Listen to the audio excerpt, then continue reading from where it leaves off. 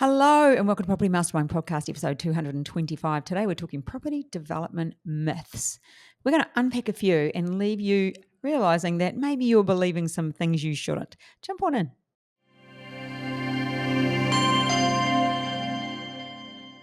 Hello and welcome to Property Mastermind Podcast, episode 225. Crikey, we're smashing through them, Bob. We are. Can't believe it. Almost 250,000. Like getting there, hey? This is 250,000 today. 250 would be. Oh, sorry. Yeah, how's my maths?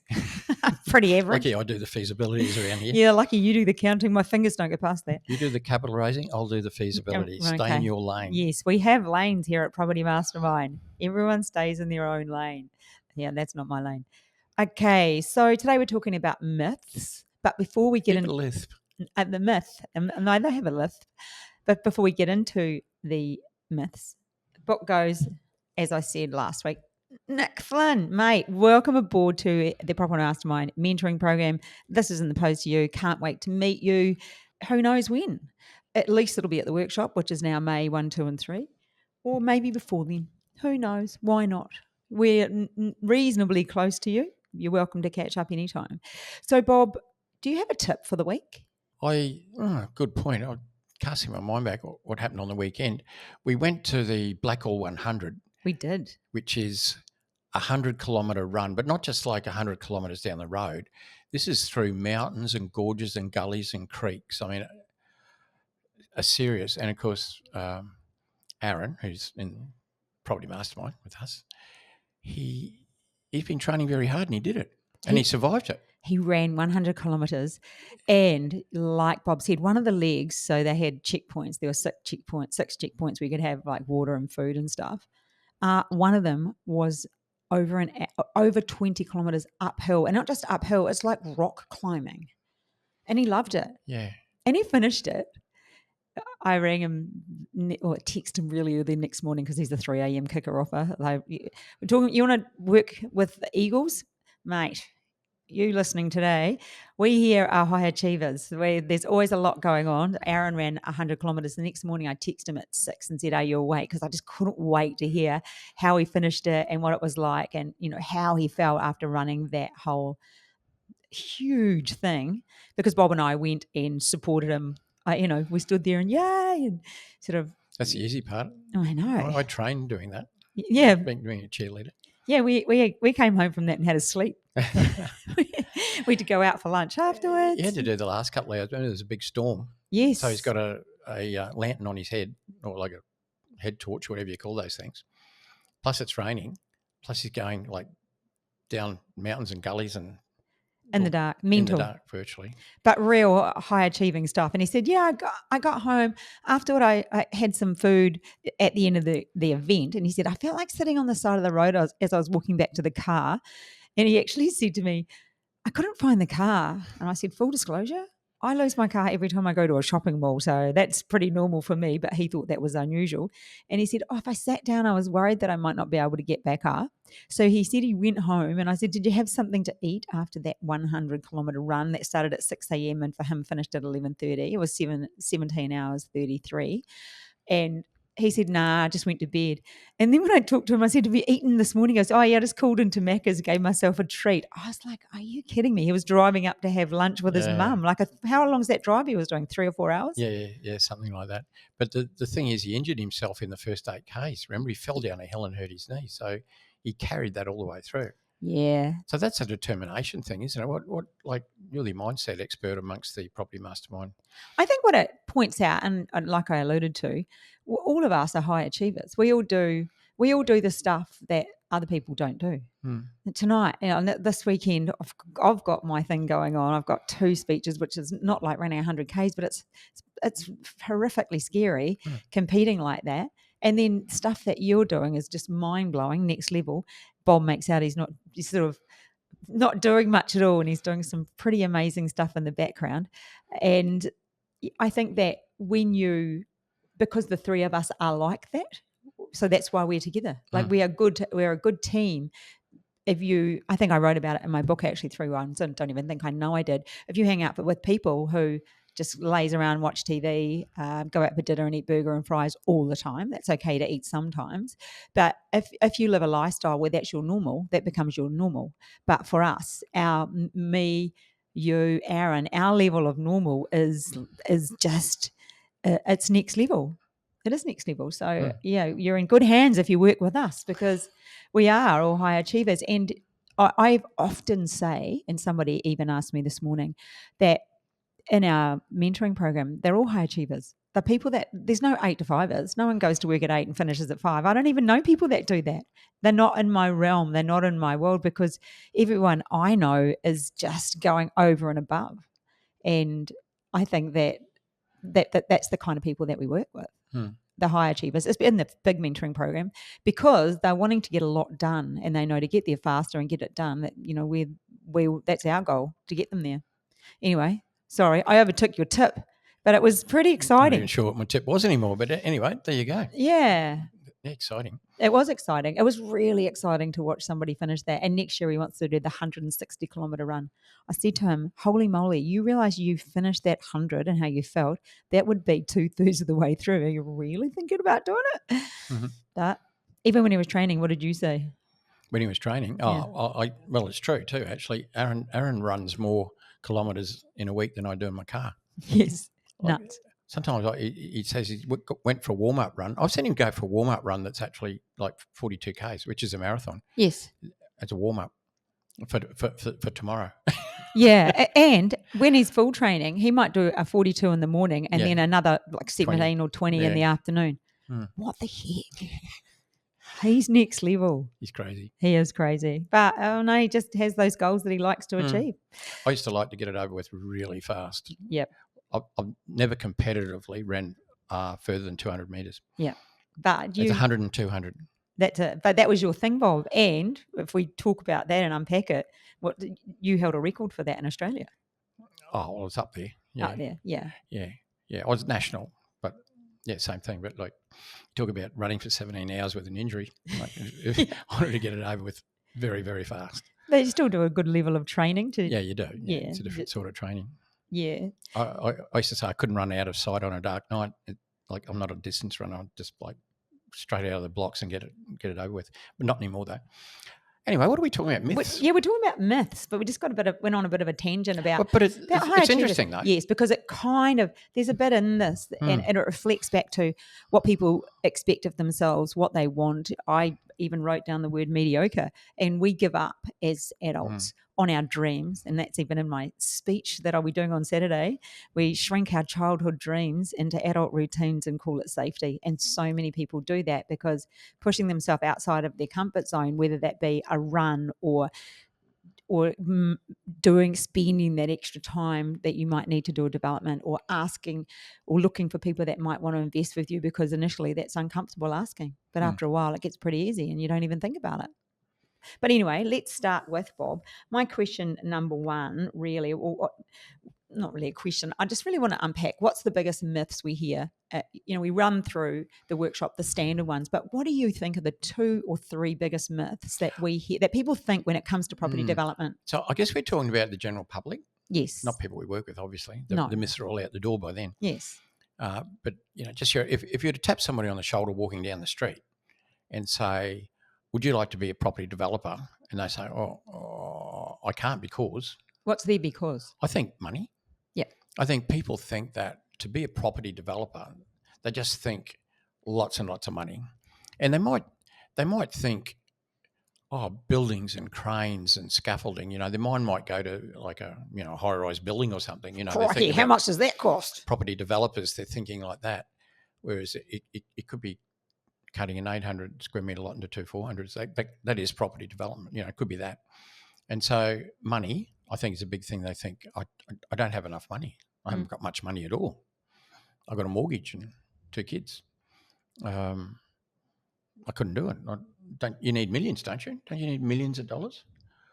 Do you know what? Property development? That's really interesting that you say it like that, because even as you say it, there's confusion in the way you've said it, because how much do you need to do property development and how much does somebody have to have? It's more like how much their confusion is often that's got to cost millions of dollars versus what it takes to actually do that. It's nowhere near that, is it? Well, no. And the good thing is that you can borrow money just the same as when you buy a house. You can borrow money, you put a deposit down, finance your bank lends you the rest. Same thing in property development. And it's it varies from financier to financier, but it's like roughly 5 to 1. So 4 to 1, you might have to put in, let's say, 25%, and they put in 75%, maybe even 80% they put in, so that's good. But you still got to have that first bit. So yeah, you're right, Bob, that biggest myth that we have is people with money and how much do they need and how much they have. And it's so bizarre that people will invest in properties because they find it so much easier, don't they? Well, investing is pretty easy. Yeah. I mean, you have to have the money and the serviceability. So if you don't have either of those, it's a problem. But if you do, it's pretty easy. Then you've just got to find the right property in the right area. I mean, there's still some work behind it, some common sense and a bit of science behind even property investing. It has to be done properly. But yeah, with property development, well, you're creating something that doesn't exist yet. But back to the money thing is, of course, financiers don't lend you 100%. It'd be a disaster if they did, because everybody would suddenly be out there trying to be a property developer because someone will give you all the money. And that would really create some dramas. So the fact is that they'll give you most of it, like I said, 75, 80% of what you need. And the question is, where's that come from? They do want some money on the table, or at least the equivalent of money, which could be an unencumbered property or whatever. But the whole story doesn't have to be yours.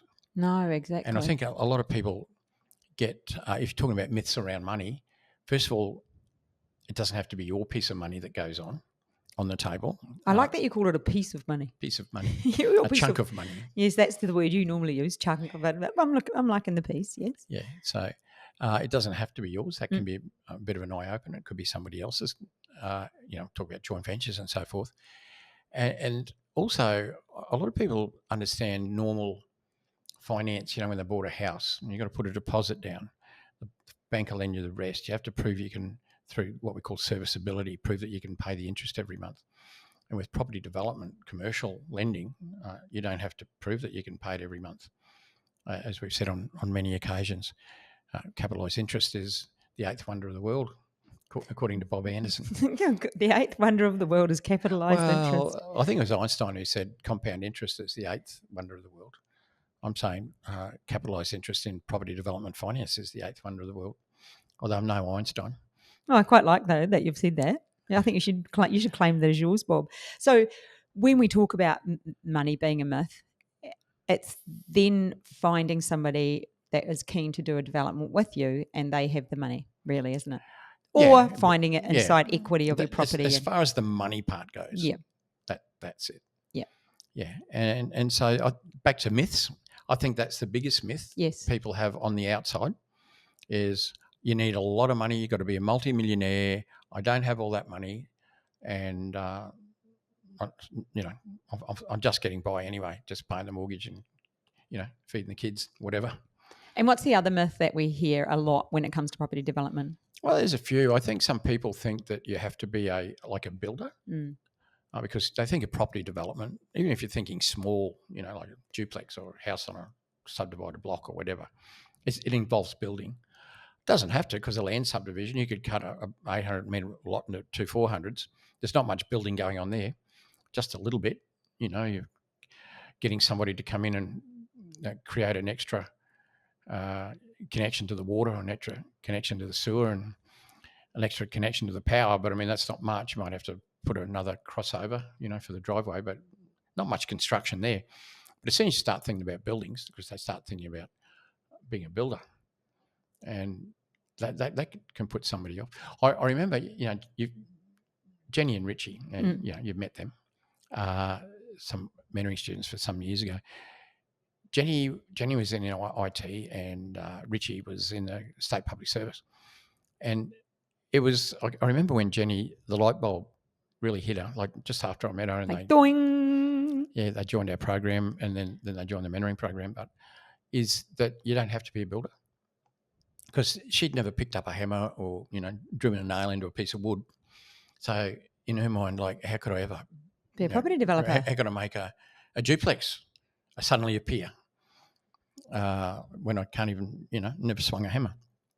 That's okay. But because you often heard me say, and I can swing a hammer, hey. Yes. But as far as on development sites where I've developed, and I've done plenty, I've never swung a hammer. Well, I don't even hardly use hammers. I've never shot a nail gun, shall we say. Never picked up a trowel, never picked up a hammer, never cut a piece of wood in probably $1.5 billion worth of developments because you don't have to. No, we just walk in afterwards. The builder and the tradies do all that. And go, that's nice. Yeah. But when's handovers coming in? Has the clean been done? Is this being staged? So, yeah, you'll need a builder. You don't have to be one. They're probably two of the most common, apart from people thinking they're too old or too young or too fat, too thin, too Asian, too Australian, whatever. Those are kind of. I think those you come up with excuses. I think those two myths, those ones there, they're too old, too young, to all of that. I think that's the excuse people use for a lot of things because they're self-sabotaging. They might be afraid. Yeah, they are. There could be underlying fear, which could be the issue, and then they'll find a reason, therefore, not to do it rather than admit the fear. Yeah, and that's probably something that many people use in any arena of their life. Like, why aren't you and I running that 100K? Well, we don't want to run that 100K, but you could probably work your way up to doing it, but my knees wouldn't put up with that. And I've got plenty of reasons why I'm too old, probably, whatever. But what I'm saying is those are stock standard excuses that people sabotage with. But with property development, two of the bigger myths are money, not understanding it, and building, like you said. They're the ones where people get stuck on and they just don't understand them. That's the thing; they're stuck in their head. Yes, because they don't understand reality. They don't understand that. Look, no fault of theirs necessarily. They've never probably tried to find out. Is money really a big problem in doing property development? And I mean, you got to have it. So it's a problem to a degree, but it's a solvable problem. But it takes extra effort. We recently launched a different type of a group mentoring program. So we've got our standard, but the big one where you have unlimited access with us, but we've got a new one now, which is the group mentoring program. And so, it's a discussion about which one people want to do. And I think often people with no money, I would think, probably should start in that one. That gives them the ability to really learn and understand property development, so you can articulate, so you can let people know what it is that you are doing, and you grow your own confidence as well. So then you can have those conversations with people who would like to develop with you. It could be other people in the group too, because at least then you both understand you're coming from an equal position. It doesn't have to be, because an investor could be your doctor, your dentist, your chiropractor, or anybody, school teacher. But I think, you're right. I mean, you have to learn how to do it. Yes. But how many joint ventures go on within our own community? Oh, within tons. Our mentoring program. And I've noticed more now. I've noticed more people linking together, and I'm not sure what that is. I'm unsure why. I think they're doing cost of real estate as well. Yes. Particularly places like Sydney is very expensive real estate. To have enough money of your own to do a project in Sydney takes a chunk of money. But if you're sharing it amongst two or three of you, then it becomes way more affordable. And I think that's part of the reason as well, where we see it, not just probably everywhere really, but particularly in our community, because we're the experts at doing joint ventures and structuring deals. So, what about? I think I did talk about this one a couple of weeks ago, but it just springs to mind because it's so legendary. When I was having a conversation with someone who wanted to join the mentoring program, and to be fair, they'd already done a mentoring program with another company for 2 years or 3 years. That costs a lot of money. That's well over, has a 5 in front of it and a 0 and more zeros to do a mentoring program for a couple of years in a row. But anyway, I said, I just think you might be better off in the group program, because you're going to need a joint venture partner. And I was making that call. I kid you not. And I have said this, but she's just such a legend. 20 minutes later, she sent me a text. I have an investor with a substantial amount of money. She put that amount in. And so now can I join the mentoring program? And I was like, yes, you can. Yes, you can. You're a machine. You're a legend, and that's what it takes when somebody has that level of mindset that is, I'm going to do that, because anything worth having is not easy. Yeah, if it's worth it, if you can do something that's going to make you hundreds of thousands of dollars, and we say that like hundreds of thousands, 200, 300, 400. It's just a number in your head. Yes. If I was to stack up a bunch of money here on our table in front of us, like let's say $50 notes. Say an upmarket duplex makes $500,000. Let's say you bring an investor and you make $250 without putting the money in. Let's say $250,000 in $50 notes. It would be a pile of money. How big would that pile be? Oh, I don't know. Yeah, I'm interested. You've got my attention, Bob. It's a pile of money, and like we say $50,000, and we know it's a fair chunk of. Oh, we'll take 250, mate. 250,000 is a lot of money, right? And it's a number, but until you actually see it, like if you were to see it in a stack of $50 notes spread over this table, your eyes would fall out of your head. Then you would really know what $250,000 looks like. It's not just a number on a laptop or a piece of paper. It is seriously big piece of money, and that would be motivation in itself. Yes, so maybe we need to see it more. Why would you not go and do it? Yes, and go to learn how to do joint ventures and how to approach and do business with investors. Why would you not do it? You would be driven. I'll have to find $250,000 and put it on a table somewhere and have a look at it. Yeah, I'd actually like to see it like that. I don't think I've ever seen $250,000 in cash, but not sitting on a table like that. No. But you're so right, Bob. We give ourselves excuses, and really it's just a number. And when you learn to do something, 75% of Australians' housing is built by people like us, by small developers. Small developers. That means the big people are only doing that 25%. Well, they're big. They only want to do big projects. The big development companies don't want to do an upmarket duplex or a 3-pack or a 4-pack or cut a block of land into. They can't do that. So when we look at somebody that says, yep, I'll just go and I'll go get it. And that probably would have been beneficial because she probably had that contact from being in that other community before coming to us. On the other hand, she also said within 1 week of being with us, she learned more than she had in the 2 or 3 years. It was 3 years. 3 years in that other mentoring program. Yeah. She learned more in a week talking to us. We're like, crikey. Well, we did pour a lot of information into it. Yeah, just give people the right direction and answers so you can get that done. Yeah. So anyway, that money thing is such a myth. Also, I believe, you were just talking about pulling that money out in front of people and showing them, and would that be more motivation? I remember when I first joined, like I say, when I first shacked up with you, when I started working in this business. I sort of seconded you because I had to talk you out of leaving your own business and amalgamating some of it, but coming into this one. Yes. Yeah. Good move, hey? It was a good move. Yes, it was a good move for me. Anyway. Yeah. But the thing with money initially, I was used to doing renovations, and that, buying a house for 300, 400, 500, 600, 700, whatever that was at the time, and you were on the tools. Yeah, I was. I loved it. Oh my God, I love a good paintbrush. I even said to somebody recently, "I'll come and help you." I say it all the time. No one's ever taken me up on it, but we are doing that childcare. I'm going to go. I'm probably not allowed to, but I want to go and do a little bit one day. I'll feel January. Good. It's all happening. Yes.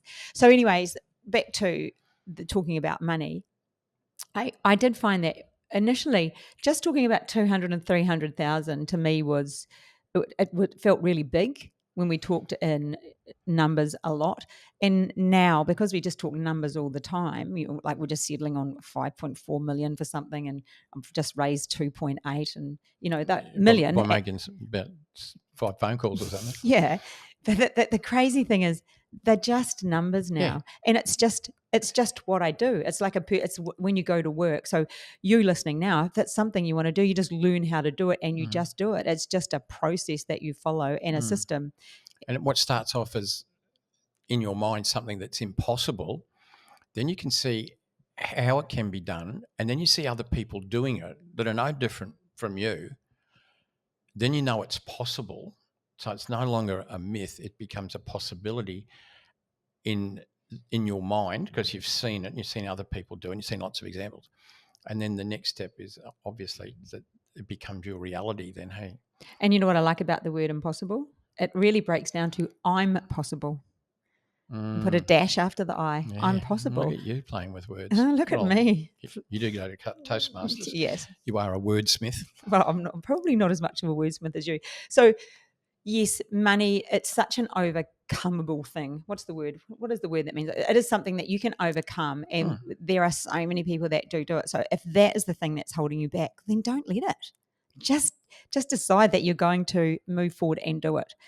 And then the building one, well, you don't need to be a builder. And the crazy thing is we've got a huge amount of builders that are in our mentoring program now.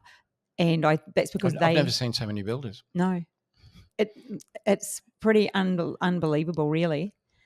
In fact, Nick Flynn, he's he's not a builder. I think he's a concreter or something like that. He's in the industry though. Yeah, so many people in the construction industry. AJ, he's in construction. Many. Yeah, so, not that they have to be. Like the builders that joined the mentoring program in recent times, there's been a number of them. They want to keep being builders. In fact, most of them are coming here to learn property.